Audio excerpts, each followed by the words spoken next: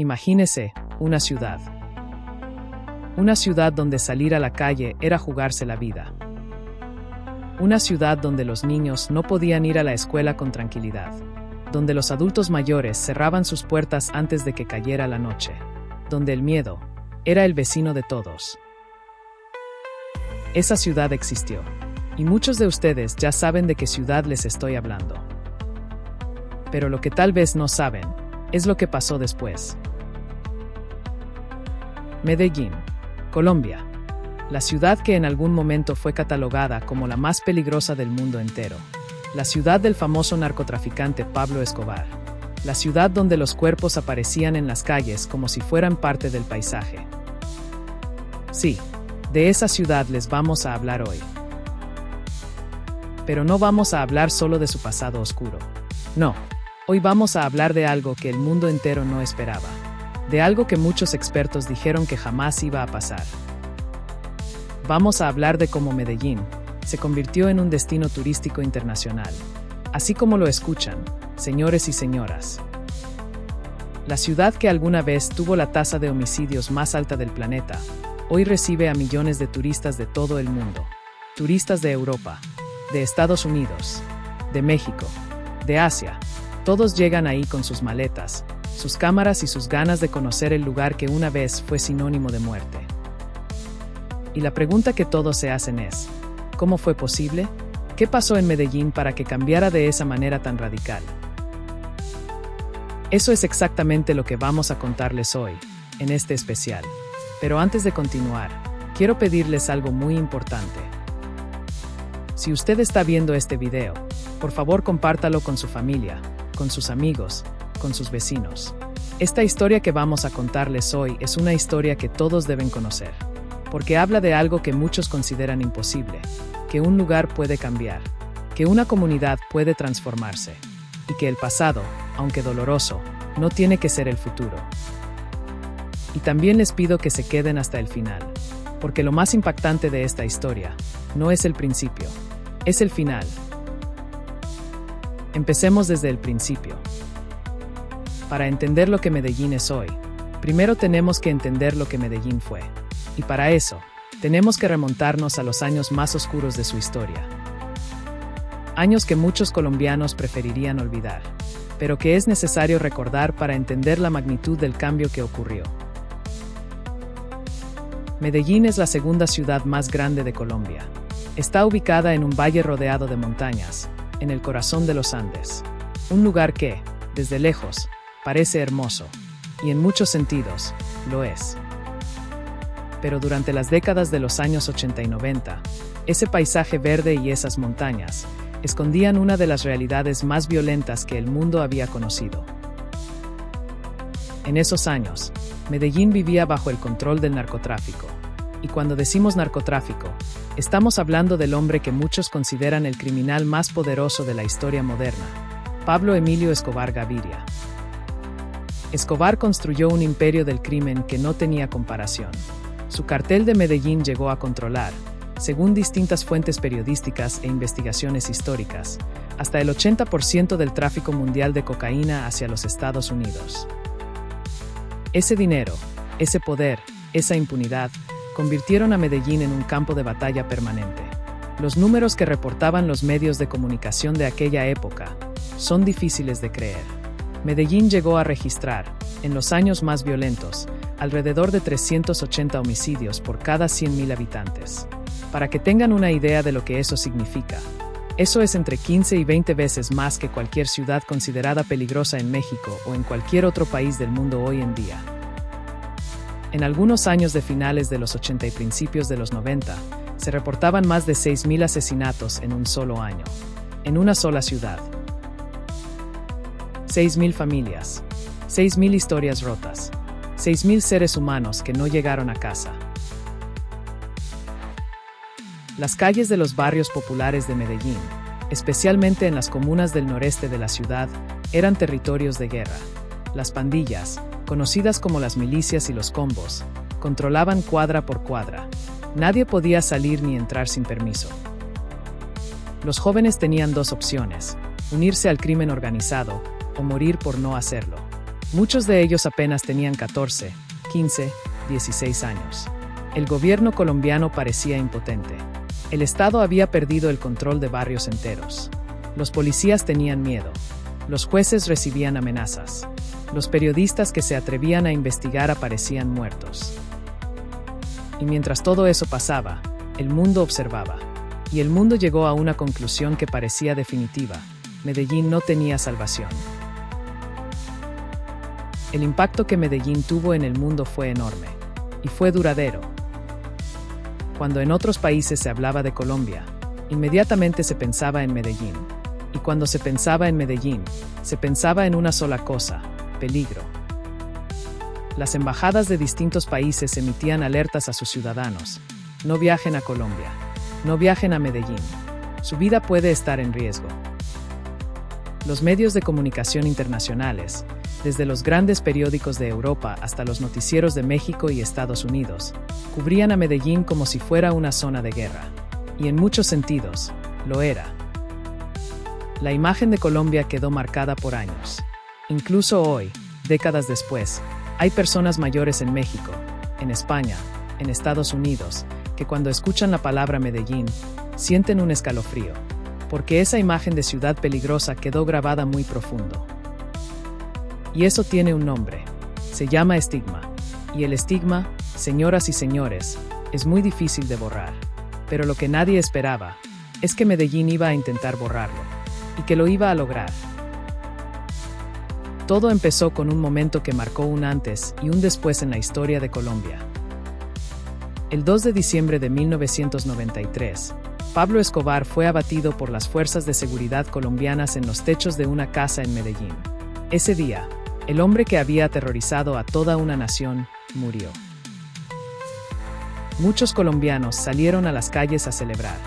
Había alivio, había esperanza, pero también había algo más: el miedo de que sin Escobar, otros tomarían su lugar.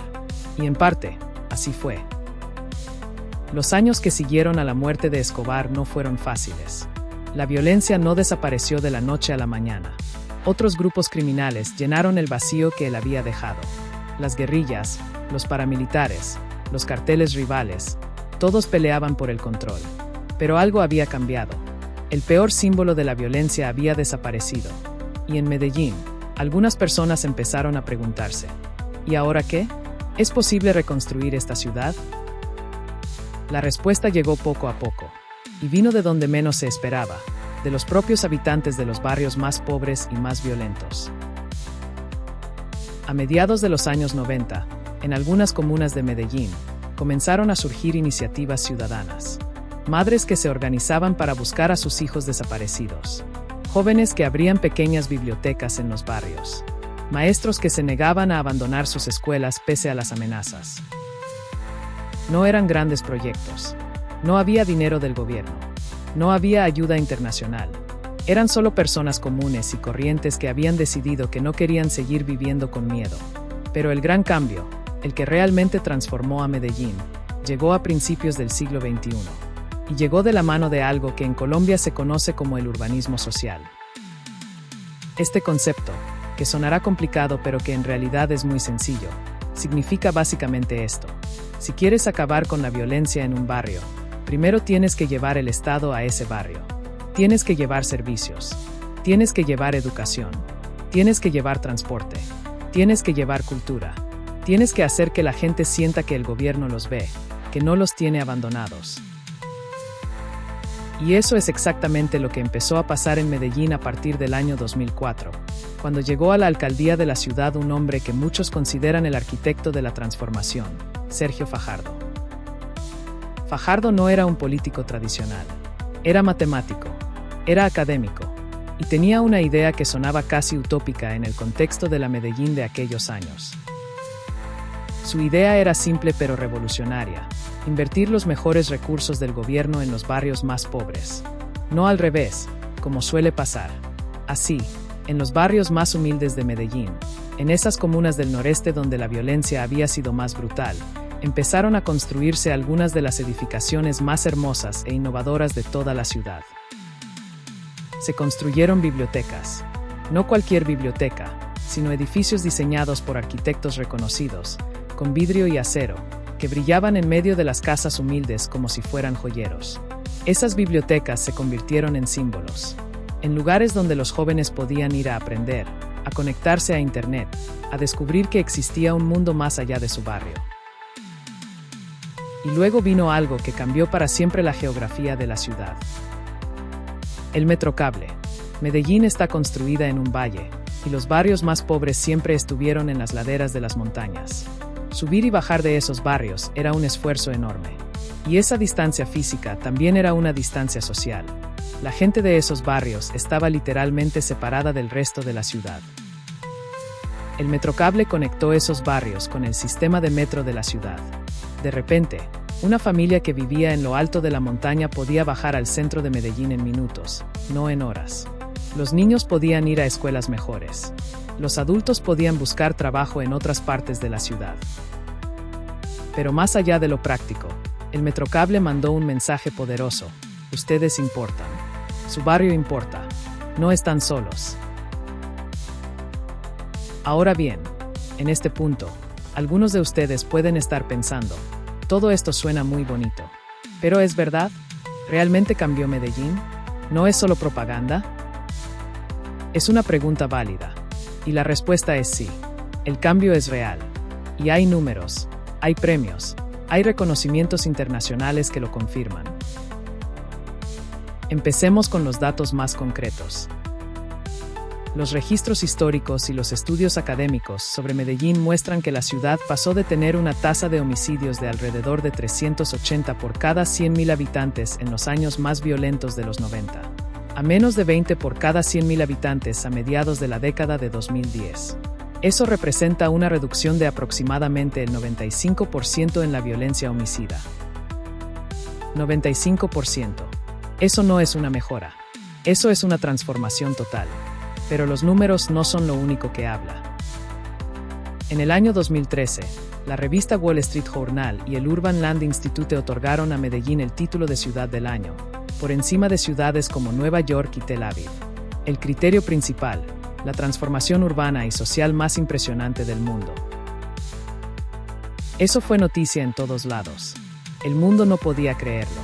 La ciudad que antes era sinónimo de muerte, ahora ganaba premios por ser innovadora y transformadora. A eso siguieron más reconocimientos. Medellín fue invitada a presentar su modelo de transformación en foros internacionales, en universidades de Europa y Estados Unidos, en cumbres de las Naciones Unidas. Expertos en urbanismo, en seguridad, en desarrollo social, viajaban desde todo el mundo para ver con sus propios ojos lo que había pasado ahí. Y muchos de ellos llegaban con escepticismo. Y se iban convencidos. Las declaraciones de alcaldes, académicos y expertos internacionales que visitaron Medellín en esos años coinciden en algo. Lo que ocurrió en esa ciudad es único en la historia moderna. No hay otro ejemplo de una ciudad que haya caído tan bajo y que haya logrado levantarse de esa manera. Expertos del Banco Mundial, de la ONU y de universidades como Harvard estudiaron el caso de Medellín y llegaron a una conclusión que antes hubiera parecido imposible. El modelo de Medellín puede ser replicado en otras ciudades del mundo. Y los turistas empezaron a llegar. Primero fueron pocos. Aventureros, mochileros, personas que habían escuchado algo sobre la transformación de Medellín y querían verla con sus propios ojos. Luego fueron más. Familias, grupos de amigos, personas de negocios, jubilados de Europa y Norteamérica que buscaban un lugar diferente, auténtico, con historia. Y hoy, Medellín es uno de los destinos turísticos más visitados de toda América Latina. Pero aquí viene algo que es importante decir, porque esta historia no es perfecta, y sería irresponsable de nuestra parte contarla como si todo fuera color de rosa. El turismo en Medellín trajo cosas muy buenas, pero también trajo problemas. Y algunos de esos problemas son serios. Lo bueno primero, el turismo trajo empleos. Muchos empleos. Restaurantes, hoteles, guías turísticos, artesanos, músicos. Familias que antes no tenían ingresos estables ahora viven del turismo. El dinero que llega del exterior se queda en la ciudad y ayuda a las comunidades. El turismo también trajo algo muy valioso: orgullo. Los habitantes de Medellín, especialmente los jóvenes, empezaron a sentir orgullo de su ciudad, a querer mostrarla al mundo, a querer cuidarla. Pero también vino algo que los propios medellinenses han criticado mucho. Hay un tipo de turismo que llegó a Medellín que a muchos les resulta profundamente ofensivo. Es el llamado narcoturismo. Turistas, principalmente de países de Europa y Norteamérica, que llegan a Medellín no para conocer la ciudad transformada, sino para buscar todo lo relacionado con Pablo Escobar. Visitan las casas donde vivió, los lugares donde operaba su cartel, buscan fotos con imágenes suyas. Para muchas familias de Medellín, eso es una herida abierta. Escobar no fue un héroe para ellos. Fue el hombre que mató a sus padres, a sus hijos, a sus hermanos. Ver que los turistas lo romantican y lo convierten en atracción turística es un dolor que es muy difícil de describir. Hay otro problema que también merece atención. Con el auge del turismo, los precios de las viviendas en algunos barrios de Medellín han subido mucho. Y eso ha provocado que algunas familias de bajos recursos, que vivían ahí de toda la vida, ya no puedan pagar sus rentas y tengan que irse. Es lo que los expertos llaman gentrificación. Y es algo que está pasando en Medellín hoy. Así que la historia de Medellín no es solo un cuento de hadas. Es una historia compleja, como la vida misma. La pregunta que todos nos hacemos es: ¿qué sigue para Medellín? Y la verdad es que nadie lo sabe con certeza, porque Medellín sigue siendo un trabajo en progreso. La transformación no está terminada, y los desafíos no han desaparecido. Hay quienes, con optimismo, ven un futuro brillante para la ciudad. Medellín sigue atrayendo inversión extranjera. Sigue siendo sede de eventos internacionales. Sigue siendo un laboratorio de innovación urbana que el mundo observa con admiración. La ciudad tiene una clase empresarial fuerte, una universidad pública de calidad, una cultura de emprendimiento que es reconocida en toda América Latina. Si esas condiciones se mantienen, el futuro puede ser muy positivo. Pero también hay razones para la preocupación. Los grupos criminales nunca desaparecieron del todo de Medellín. Hoy existen organizaciones que operan en algunos barrios y que siguen controlando economías ilegales. El narcotráfico, aunque reducido, no ha sido erradicado. Y en años recientes, según reportes de medios colombianos, ha habido periodos de rebrote de la violencia que preocupan a los habitantes de la ciudad. La lucha no está ganada. Nunca lo estará definitivamente, porque la violencia y la pobreza son problemas estructurales que requieren atención permanente. No se resuelven de una vez para siempre. Y también está el desafío del turismo mismo. Si Medellín no gestiona bien el crecimiento del turismo, puede perder lo que la hace especial: su autenticidad, su carácter, el tejido social de sus comunidades. El reto para Medellín en los próximos años es encontrar ese equilibrio. Aprovechar los beneficios del turismo sin perder el alma de la ciudad. Seguir creciendo económicamente sin dejar atrás a los más pobres. Seguir siendo ese ejemplo de transformación sin bajar la guardia ante la violencia. Y aquí, señoras y señores, quiero hacer una pausa especial para hablar directamente con ustedes, que nos ven desde México. Porque la historia de Medellín no es solo una historia colombiana. Es una historia universal. Y tiene lecciones muy importantes para cualquier comunidad en el mundo que esté viviendo situaciones difíciles. En México, hay ciudades y regiones que hoy enfrentan problemas muy serios de violencia y criminalidad. Hay familias que viven con miedo. Hay jóvenes que no tienen opciones.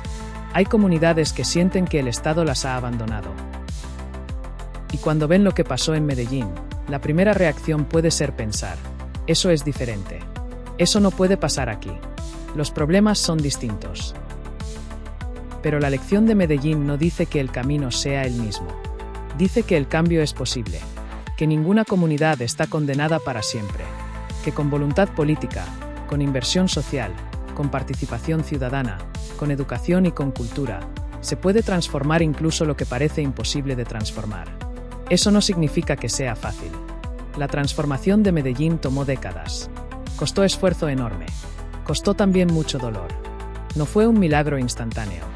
Fue un trabajo colectivo, lento, a veces con retrocesos, pero constante. Y eso también es una lección, la paciencia. Las transformaciones reales no se logran en un sexenio ni en un periodo de gobierno. Se logran cuando una sociedad entera decide que quiere cambiar y trabaja por eso durante generaciones. Hemos llegado al final de este especial.